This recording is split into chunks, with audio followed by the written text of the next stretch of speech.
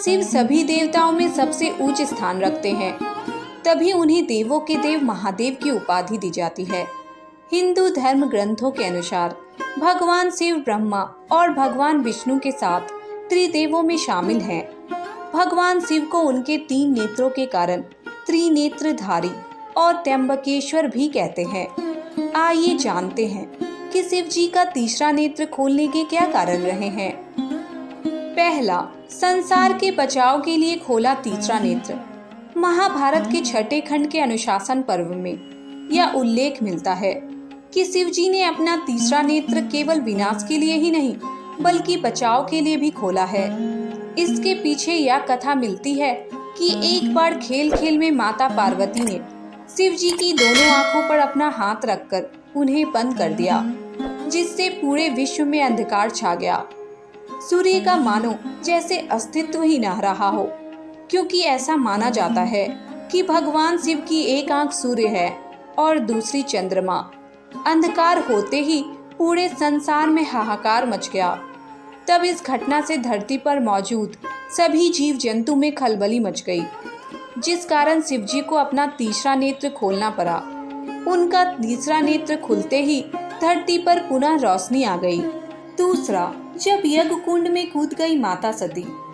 एक बार देवी सती के पिता दक्ष ने शिव जी को छोड़कर अन्य सभी देवी देवताओं को यज्ञ में आमंत्रित किया।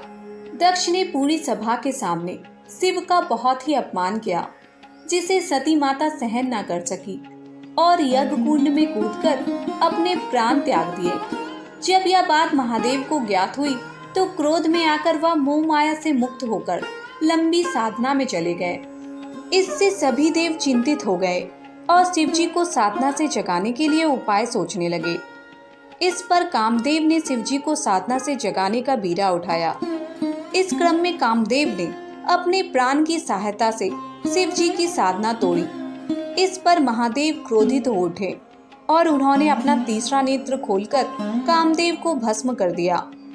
तीसरा, इंद्र के कारण भी खुला है तीसरा नेत्र। शास्त्रों में वर्णित अन्य पौराणिक कथा के अनुसार एक बार देवराज इंद्र और देवगुरु बृहस्पति भगवान शिव के दर्शन के लिए कैलाश पर्वत पर आए। इस पर शिव जी ने उनके धैर्य की परीक्षा लेनी चाहिए।